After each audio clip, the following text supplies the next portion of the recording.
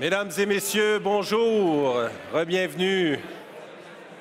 Bonjour, bonjour, je vous demande une petite minute, peut-être un peu plus de votre attention, s'il vous plaît. Moi, je retiens le service du lunch tant et aussi longtemps que je n'ai pas votre attention. J'ai le bras long, hein? Je ne suis pas juste grand. Et voilà, j'ai votre attention, merci infiniment.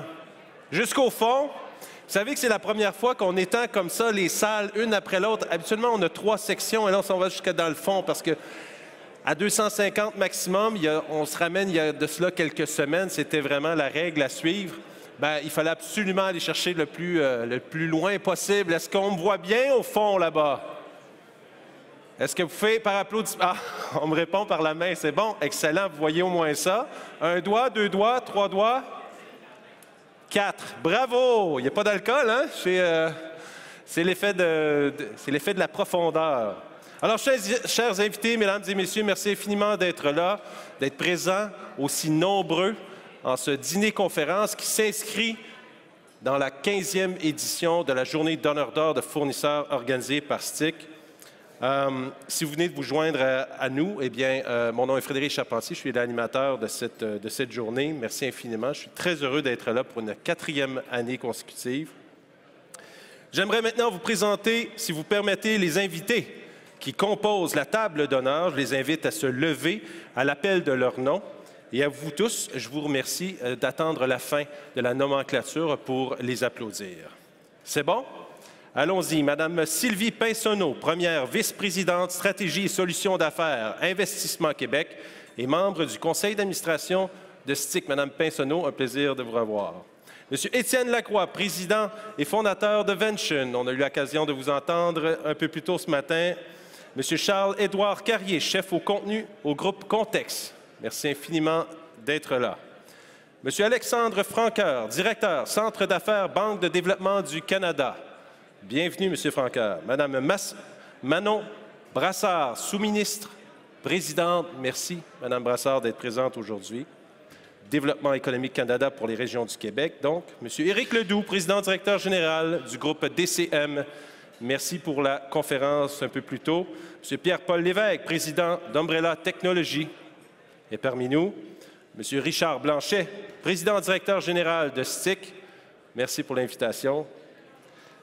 Monsieur François Racine, président-directeur général d'ALU Québec. Monsieur Racine, bonjour. Monsieur Daniel Pelletier, président d'Artopex, que nous aurons l'honneur d'entendre un peu plus tard. Mesdames et messieurs, on peut les applaudir, votre table d'honneur en cette 15e édition. Vous pouvez vous rasseoir. Merci infiniment. J'inviterai maintenant Monsieur Richard Blanchet, président directeur général de STIC, à venir prendre la parole.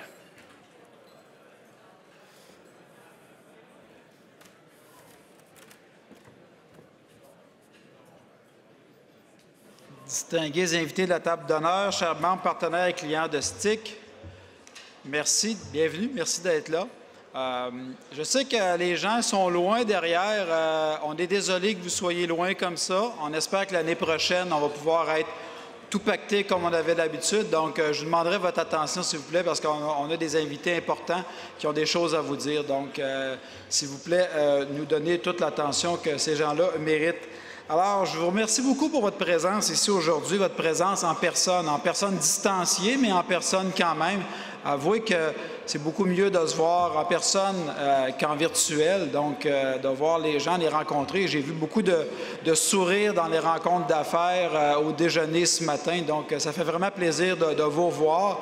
Puis on espère qu'en 2022, on va être capable de refaire nos événements comme dans le bon vieux temps, avec du vrai monde. Donc, en cette période de reprise économique, la Journée d'honneur d'ordre fournisseur demeure un événement incontournable pour permettre cette mise en relation entre l'offre et la demande industrielle. Les donneurs d'ordre peuvent rencontrer en une seule journée des fournisseurs qu'ils ont déjà préqualifiés. Et je peux vous confirmer que des nouveaux fournisseurs, ils en ont besoin. De leur côté, nos fournisseurs ont accès à des clients potentiels qui sont très attentifs à leur offre, aux demandes des clients et qui sont prêts donc à présenter leur offre de produits et services pour répondre à ces besoins-là. Et les rencontres d'affaires, des fois, c'est pour du court terme, mais des fois, c'est pour du moyen terme. On a vu dans certains cas que les rencontres ont donné lieu à de la business 2 semaines après, ou dans certains cas, 1 an et demi à 2 ans après. Donc, c'est jamais une perte de temps de rencontrer les donneurs d'ordre et les fournisseurs. Donc, nous accueillons donc aujourd'hui un impressionnant et enfin un nombre record de 49 donneurs d'ordre. On est passé proche du 50. Encore une semaine ou deux de plus, puis on avait 50 donneurs d'ordre. Donc, ces donneurs d'ordre-là ont exprimé plus de 270 besoins en approvisionnement. Notre événement réunit 155 PME qui sont représentés cette année par une seule personne. Normalement, on en a un petit peu plus, mais quand même plus de 150 PME qui sont présentes cette année. Il y aura près de 800 rencontres d'affaires, donc donneurs d'ordre, sous-traitants, partenaires. Et ce nombre-là est à peu près au même niveau depuis quelques années. Donc, on est très fiers de ça. J'aimerais remercier nos 3 conférenciers d'aujourd'hui. Donc, tout d'abord, M. Éric Ledoux, président du groupe DCM. Ensuite, M. Étienne Lacroix, président et fondateur de Vention.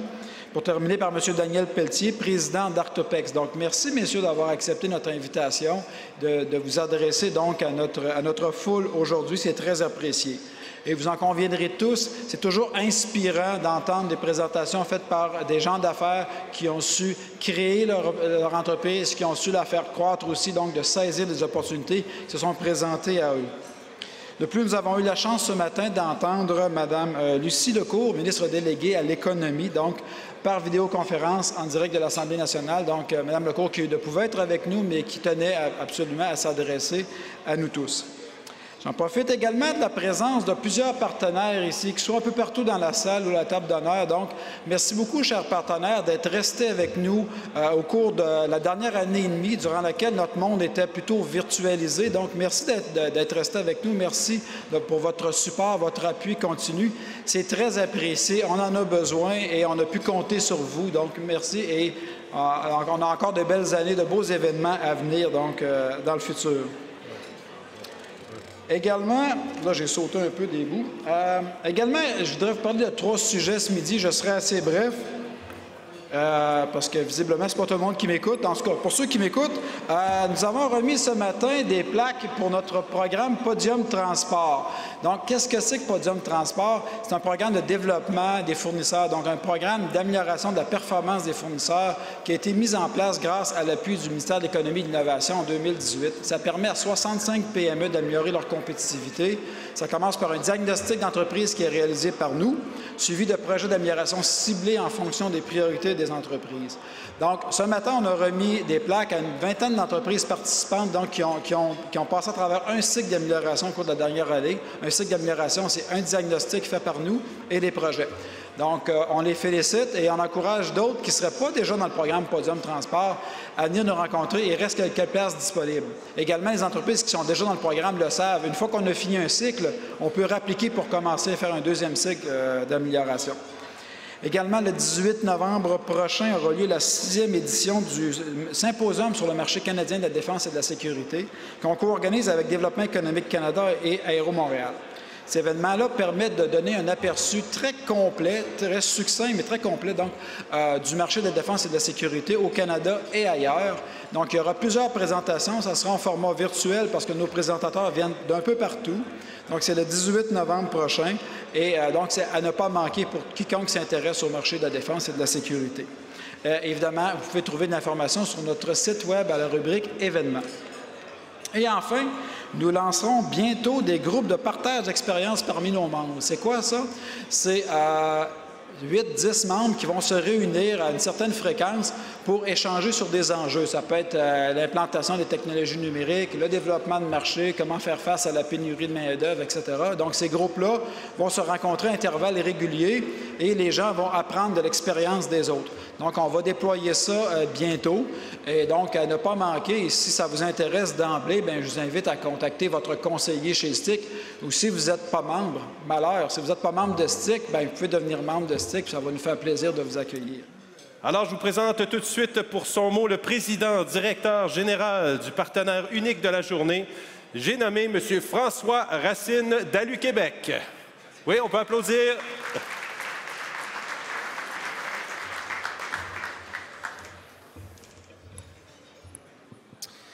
Madame la sous-ministre, membre de la table d'honneur et distingués invités, c'est un plaisir d'être avec vous ce midi. Je pense que tout le monde était content de se retrouver. Il y a beaucoup d'effervescence dans la salle. Je dois avouer que moi aussi, c'est la première depuis pratiquement 2 ans. Et bien, écoute, on est tous contents de se revoir. On a beaucoup de choses à se dire. Donc, je comprends cette effervescence-là, mais je vais essayer d'être bref et de vous intéresser. À l'UQuébec, c'est la grappe industrielle d'aluminium. Et en fait, on regroupe tous les secteurs de l'industrie, des producteurs primaires aux transformateurs jusqu'aux utilisateurs. Et on a vraiment un rôle de fédérateur au sein de l'industrie. Puis évidemment, c'est un plaisir d'être avec STIC pour cette 6e année dans notre cas et de participer à cet événement-là qui est clairement un succès malgré la pandémie, malgré les circonstances. Et bien, Richard, bravo à toi et à ton équipe. Vraiment, c'est un bel événement puis on est vraiment heureux d'être associés avec vous. Donc, comme je le disais, comme instance fédératrice de notre écosystème, bien, notre rôle, c'est de stimuler le développement, le rayonnement de l'industrie et évidemment apporter des solutions concrètes afin de développer le plein potentiel de l'industrie de l'aluminium au Québec. Évidemment, accroître son utilisation dans des secteurs porteurs, puis évidemment, on parle là, de la construction, on parle du domaine des transports, les infrastructures. Et quand je parle d'infrastructures, bien, par exemple, passerelles et ponts qui sont, selon nous, là, un des créneaux porteurs d'avenir pour l'utilisation de l'aluminium dans un contexte de prise en compte du coût total de possession, de faible empreinte carbone. On a un aluminium qui a une des plus faibles empreintes carbone au monde. Et on sait que l'aluminium est un matériau durable. Donc, un de nos principaux chevaux de bataille, évidemment, c'est de, je dirais, sensibiliser les instances décisionnelles, les différents utilisateurs sur les bénéfices à long terme de l'utilisation de l'aluminium. Au Québec, l'industrie de l'aluminium, c'est environ 30 000 employés, dont plus de la moitié sont directement impliqués dans les entreprises de transformation de l'aluminium. Puis évidemment, à notre niveau, à l'UQuébec, on collabore avec l'animation de différents chantiers qui sont les plus porteurs, là, dont ceux que je mentionnais tantôt, bâtiments, construction, transport, infrastructure. On est également actif au niveau des équipementiers spécialisés. Au Québec, on a développé une expertise qui est exportée partout dans le monde et nos équipementiers sont impliqués dans à peu près tous les grands projets majeurs de nouvelles construction d'aluminerie. Donc, on a vraiment une expertise, puis on les stimule, on les accompagne dans le développement des marchés internationaux. Si on regarde ce qui s'est fait, par exemple, au niveau d'utilisation de l'aluminium, bien, ce qu'on veut, en fait, c'est créer une culture aluminium pour que les gens soient sensibilisés, je dirais, aux bénéfices du matériau. On voit ce qui s'est fait du côté du bois avec la charte du bois, puis on veut essentiellement là, suivre un petit peu les traces de cette industrie-là qui, pour nous, je dirais, a vraiment ouvert la voie à une sensibilisation et une plus grande utilisation de matériaux qui sont d'ici, qui sont vraiment de notre expertise qui est reconnue mondialement. Évidemment, pour y arriver, bien, il faut former et informer. Puis à ce niveau-là, un des premiers endroits, évidemment, c'est stimuler les futurs professionnels. Et on vient de faire la 2e édition de notre défi structural qui regroupe des étudiants en design industriel, en génie civil et en architecture. Donc, c'est des étudiants universitaires qui sont regroupés en équipes multidisciplinaires et qui doivent relever un défi de conception qui est propre à chaque édition du concours. Et c'est un événement qui s'est tenu en fait à la mi-septembre à l'ETS. On a eu une augmentation du niveau de participation, une augmentation au niveau de la participation, pas juste des étudiants, mais des commanditaires. Et tous étaient unanimes. Vraiment, l'événement a été grandement apprécié. Et déjà, il y a des étudiants qui voulaient s'inscrire à la prochaine édition. Les professionnels qui accompagnaient les étudiants dans le cadre de l'événement, évidemment, sont également enchantés. Puis pour eux, c'était une belle occasion de prendre contact avec la relève et évidemment de commencer leurs activités de maraudage pour le recrutement lorsqu'ils vont être gradués. Un autre élément important au niveau sensibilisation et diffusion de formation, c'est le programme ALU Compétences qui a été lancé en début d'année. Et ALU Compétences, c'est un projet qui va s'échelonner majoritairement sur 2 ans et qui vise à développer du matériel pédagogique qui va être disponible, libre de droit, aux professeurs des cours universitaires, collégiaux et techniques dans un objectif d'intégrer un discours aluminium et donc de donner une formation aluminium à ces futurs professionnels-là qui encore aujourd'hui, si on regarde les gens dans le milieu, ont très peu été sensibilisés à l'utilisation de l'aluminium. Donc, on veut briser un petit peu ce cercle vicieux-là.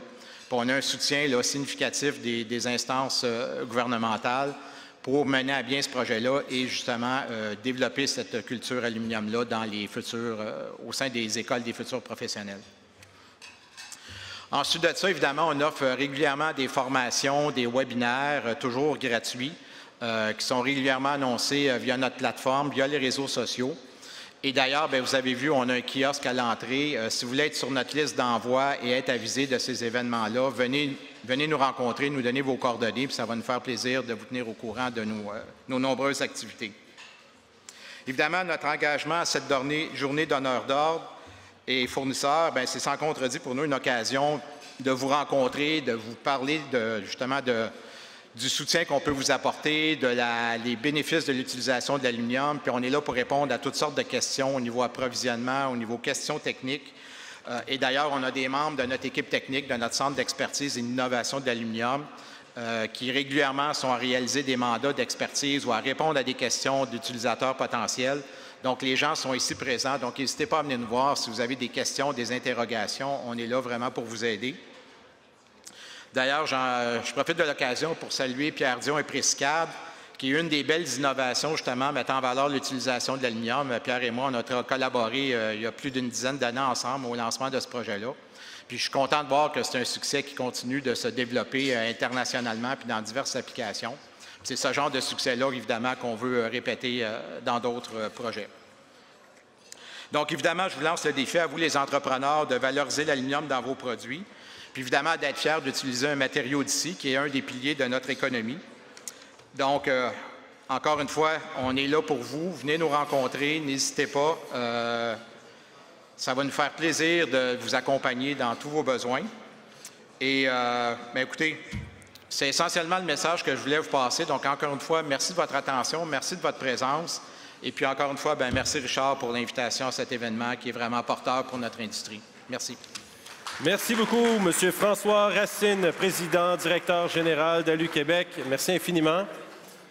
Bon après-midi. Accueillons maintenant Mme Sylvie Pinsonneau, première vice-présidente stratégie et solutions d'affaires chez Investissement Québec.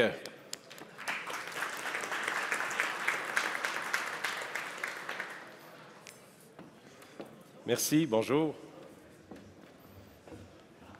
Bon. Est-ce que ça va bien? Particulièrement ceux qui sont en arrière. Est-ce qu'il y a un party en arrière? J'aimerais ça être avec vous autres. Ceci étant dit, écoutez, moi, ça me fait grand plaisir d'être avec vous aujourd'hui pour représenter Investissement Québec, vous parler. J'ai des bonnes nouvelles à partager avec vous. La dernière fois qu'on s'était parlé, c'était l'année passée, toujours à la Journée d'honneur d'ordre, et je vous avais parlé du lancement de l'initiative Productivité Innovation. Alors aujourd'hui, j'ai des bonnes nouvelles. Je ne peux pas vous donner les résultats de l'initiative, mais ce que je peux vous dire, c'est par rapport à la cible d'investissement et de financement de 2,4 milliards qu'on s'était fixé sur 4 ans. Bon, on est déjà en avant de notre cible, donc on est capable de dire qu'on va sûrement dépasser le 2,4 milliards de financement d'Investissement Québec. Je rappelle l'objectif de l'initiative, c'est vraiment assez simple, c'est propulser la compétitivité des entreprises et on fait ça en travaillant sur l'innovation, en travaillant sur la productivité. Et comment on fait ça? C'est pas juste par le biais du financement, c'est aussi par le biais de l'accompagnement parce qu'on a des forces chez Investissement Québec avec notamment Investissement Québec CRIC, qui est un centre de recherche. Il y a une centaine d'ingénieurs là-dedans, très qualifiés, ils font des choses que je ne serais même pas capable de faire. Et tout ça pour dire qu'ils sont à votre disposition pour vous aider dans votre transformation numérique. Du côté des différents outils de l'initiative Productivité Innovation, on en a plusieurs. Je vais les résumer en quelques mots. Tout d'abord, des labs Productivité Innovation qui se tiennent un peu partout à travers le Québec, qui sont des rencontres de proximité avec des entreprises qui ont vécu une transformation numérique et qui sont là pour aider celles qui veulent bien passer à travers cette aventure. Également, ceux qui nous suivent sur les réseaux sociaux, Industrie Mayotte, on a une web-série avec Industrie Mayotte et son président et son équipe de gestion pour montrer la recette d'une transformation numérique, de comment on change les processus pour augmenter la productivité. Il y a différents épisodes qui sont déjà sortis. Et je vous dirais qu'on est très enchantés de ce résultat-là parce qu'on est à plus de 150 000 visionnements pour une petite web-série du Québec qui est faite un petit peu à la bonne franquette, mais qui est une histoire réelle de transformation pour être utile aux autres entreprises.